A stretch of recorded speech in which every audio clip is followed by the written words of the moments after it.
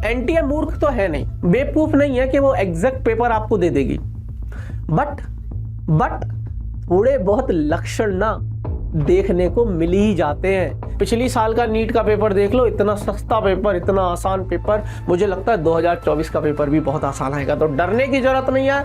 Chill रही है, cool होकर पढ़ाई करिए, अपनी पढ़ाई पे भरोसा रखिए, और स्पीड और एक्यूरेसी का गेम है।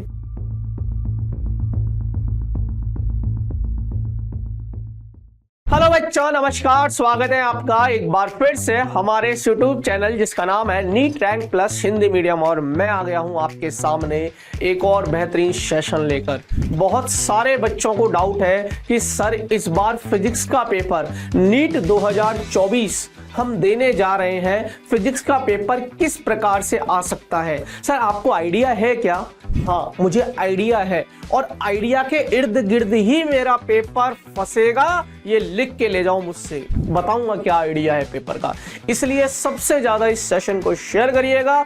अधिकांशतः बच्चे सेशन को शेयर नहीं करते, वो चाहते हैं कि पूरी इंफॉर्मेशन मैं ही रख लूं। सेशन को शेयर कर देना। सुनिए, अभी देखिए, नीट का पेपर हो चाहे जेई का। सर जेई का पेपर क्यों लेके आ गए बीच में?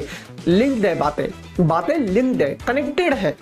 देखिए, चाहे नीट का पेपर हो चाहे जेई का पेपर हो, दोनों की जो कंडक्टिंग बॉडी है, कंडक्टिंग बॉडी मतलब जो पेपर बनाती है, नीट का या जेई का जो पेपर कंडक्ट करवाती है, वो एनटीए ही है, नेशनल टेस्टिंग एजेंसी। तो दोनों के पिता सेम है। बहुत हद तक संभावना है कि दोनों संतानों में समान लक्षण देखने को मिल जाए, अर्थात दोनों संतानें मतलब एक जेई और एक नीट। हाल फिलहाल जेई का पेपर खत्म हुआ है। जेई मेन के 5 दिन पेपर चले, 5 दिन में 10 शिफ्ट में पेपर खत्म हुआ है। और मैं कहता हूं आपको 10 की 10 शिफ्ट के पेपर का एनालिसिस आप देख लीजिए, या उन 10 की 10 शिफ्ट के पेपर को डाउनलोड कर लीजिए और आप उनको अपने तरीके से सॉल्व कर लीजिए। हमारे जेई वाले चैनल पर वो मिल जाएंगे पेपर एनालिसिस, उसका फायदा मिलेगा। क्योंकि मैं ये तो नहीं कहता कि सारे क्वेश्चंस रिपीट होंगे जेई मेन के एंड नीट में, बट यार बहुत सारे क्वेश्चंस या उसके पैटर्न रिपीट होने की संभावना है। इन सब चीजों पर डिटेल में बात करेंगे, लेकिन आगे बढ़ने से पहले मैं आपके लिए एक बहुत ही तगड़ी न्यूज लेकर आया हूं, और तगड़ी न्यूज ये है कि ज्वाइन रैंक प्लस।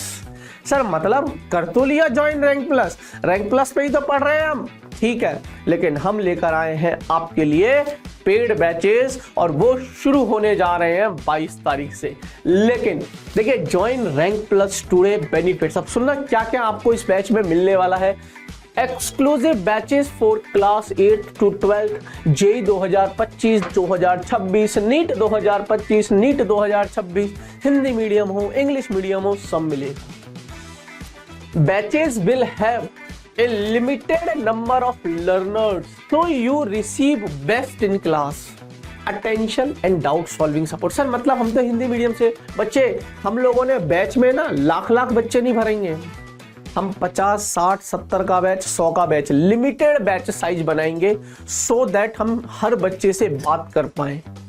ठीक है, तो वो वाला मामला खत्म कर दिया कि लाख बच्चे पढ़ा रहे हैं, 2 लाख बच्चे पढ़ा रहे हैं, भैया लिमिटेड बच्चे पढ़ाएंगे। Get into the top medical engineering and engineering colleges of your choice. भैया यहां से पढ़िए और टॉप मेडिकल गवर्नमेंट कॉलेजेस में एडमिशन लीजिए, सीधी सी बात है भैया। लाइव क्लासेस आपकी होने वाली है, doubt solving, dedicated mentorship plus complete student success kit will be delivered to everyone who joins rank plus. आपको है ना किट दी जाएगी, एक स्टूडेंट सक्सेस किट हमने नाम रखा है। Quarterly meetups and 1-to-1 connect with parents. आपके हर 4 महीने में एक मीटिंग होगी, क्वार्टरली मीटिंग्स होगी, प्लस आपके पेरेंट्स से डील करेंगे, आपके पेरेंट्स से बात करेंगे हम। बिल्कुल घर जैसा माहौल, बिल्कुल स्कूल जैसा माहौल, कोचिंग जैसा माहौल, ऑफलाइन जैसा माहौल। यार हम अब इस बार ना क्रांति लाने वाले हैं, छोड़ने वाले तो नहीं है भाई। जो लोगों ने जो कुछ भी किया हो हमें इससे मतलब नहीं है, हम क्या करने वाले हमने आपको बता दिया, क्लियर है। और आपके जो सपने हैं ना उनको हकीकत में बदलने की पूरी कोशिश करेंगे। तो बेटा जी आज ही रैंक प्लस को ज्वाइन कर लीजिए। इसके लिए आपको ऐप डाउनलोड करना पड़ेगा। ऐप को डाउनलोड करिए और वहां पर आप हमारे कोर्सेज को विजिट कर सकते हैं। जो बच्चा नीट का एग्जाम 2025 में देगा, 2026 में देगा, उन बच्चों के लिए 2024 में तो आप दे ही रहे हो, लेकिन कुछ आपके छोटे भाई बहन भी होंगे जो लगता है कि भैया 25 में देंगे या 26 में देंगे, तो उनके लिए भी आप ज्वाइन करवा सकते हो। तो भैया फिल द गूगल फॉर्म, आप गूगल फॉर्म को फिल कर देना जो कि आपको डिस्क्रिप्शन में दिख जाएगी। अब हम काम की बात पे आते हैं। ये भी काम की बातें हैं ना, जो जिस वजह से हम आप यहाँ पर हो, हम पहले वो बात कर लेते हैं। और सुन लीजिए बेटा जी, तो सबसे पहले तो आप लोग क्या करिए, जेईई मेन के 10 पेपर 10 पेपर्स हुए, 10 पेपर्स हुए हैं। देखिए 4 अप्रैल को हुआ है, 4 अप्रैल को हुआ है, 5 अप्रैल को हुआ है, 6 अप्रैल को हुआ है, 8 अप्रैल को हुआ है और 9 अप्रैल को हुआ है।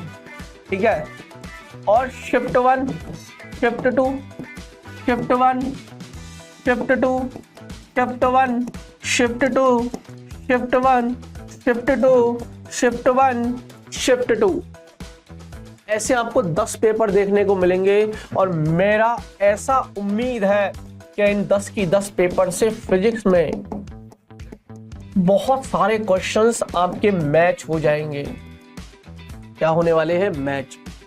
तो पेपर का लेवल टफ आएगा कि नहीं आएगा? मुझे लगता है पेपर का लेवल इजी आएगा। तो लिख देता हूं जो जो मुझे लगता है। तो पहले तो क्वेश्चंस मैच हो सकते हैं, प्लस कॉन्सेप्ट रिपीट हो सकते हैं। अगर क्वेश्चन एग्जैक्ट मैच नहीं हुआ, देखिए एनटीए मूर्ख तो है नहीं, बेवकूफ नहीं है कि वो एग्जैक्ट पेपर आपको दे देगी, बट थोड़े बहुत लक्षण ना देखने को मिल ही जाते हैं।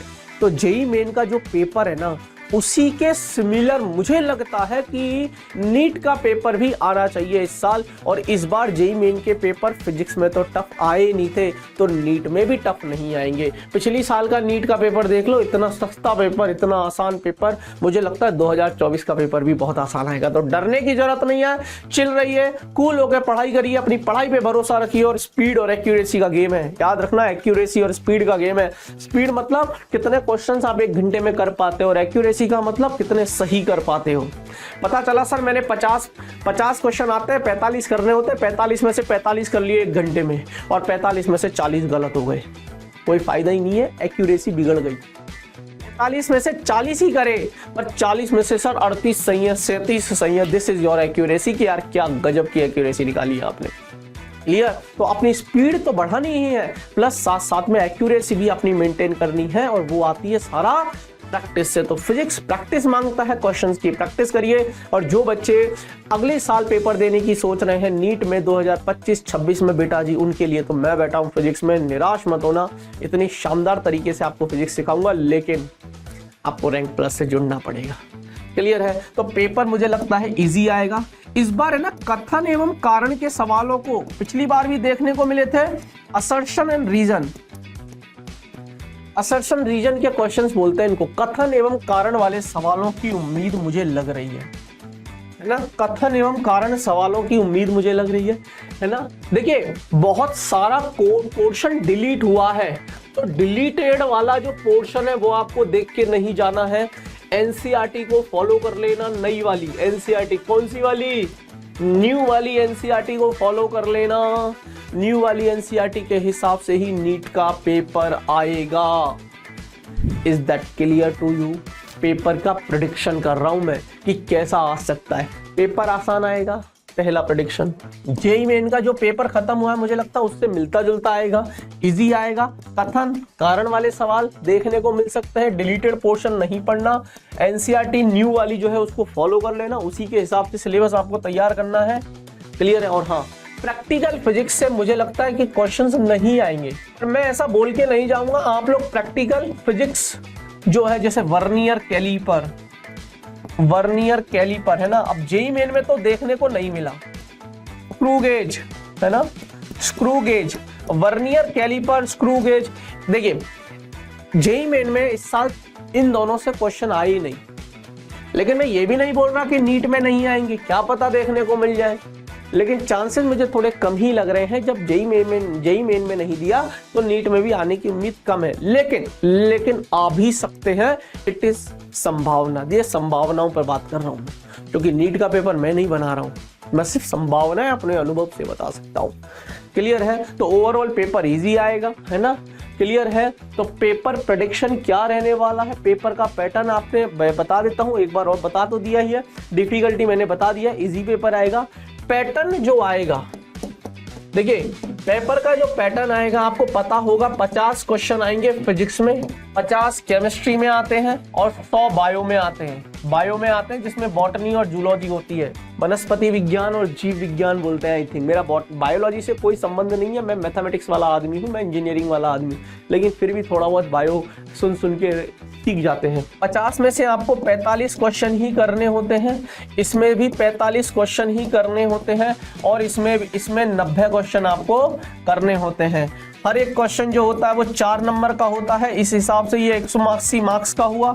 हर को जो क्वेश्चन होगा वो 4 नंबर का होगा, इस हिसाब से 180 मार्क्स का होगा। हर एक क्वेश्चन जो होगा वो 4 नंबर का होगा, इस हिसाब से ये 360 मार्क्स का होगा। और अगर इन तीनों को मैं मिला दूं तो टोटल ये बनता है 720 मार्क्स का। तो नीट का पेपर 720 मार्क्स का आएगा, पहली चीज। और दूसरी चीज एमसीक्यूज ही रहेंगे। एमसीक्यूज मतलब मल्टीपल चॉइस क्वेश्चन, एक क्वेश्चन रहेगा और उसके 4 ऑप्शन रहेंगे, और उनमें से केवल एक सही रहेगा। हो सकता है वो बी हो सकता है ए हो, एक ऑप्शन ही करेक्ट होगा, केवल एक ऑप्शन ही करेक्ट होगा। तो यही पैटर्न आने वाला है, ठीक है? तो आई होप आपको डरने की जरूरत नहीं है। आपको मैंने बता दिया है कि नीट का पेपर फिजिक्स का किस प्रकार आने की उम्मीद है। जेई मेन के पेपर को एक स्मार्ट बच्चा जो होगा ना, वो जेई मेन के पेपर को देख के जरूर जाएगा। सर हम तो जेई वाले है ही नहीं, यही तो प्रॉब्लम है। नीट जो एनटीए है ना, उसको पता है कि नीट का बच्चा जेई में जाएगा ही नहीं, तो जेई मेन के पेपर को घुमा के नहीं पूछ लेगा। अगर आप थोड़े स्मार्ट हो, अगर आप वहां तक पहुंच गए, तो आपने तो क्रैक कर लिया नीट का पेपर फिजिक्स का। तो इसी प्रकार केमिस्ट्री में भी आप कर सकते हैं। फिजिक्स केमिस्ट्री तो आप कर सकते हो, मैथ की जगह बायो होगी तो वो देख लेना आप। बायो आपकी वैसे भी अच्छी ही रहती है नीट वाले बच्चों की, मुझे पता है। तो चलिए बेटा जी, उम्मीद करते हैं आज का सेशन आपको अच्छा लगा होगा। मिलते हैं फिर किसी नई क्लास में, तब तक के लिए पढ़ाई करते रहना, हंसते रहना, मुस्कुराते रहना, और हाँ ज्वाइन कर लेना रैंक प्लस आज ही। तब तक के लिए बाय बाय, धन्यवाद।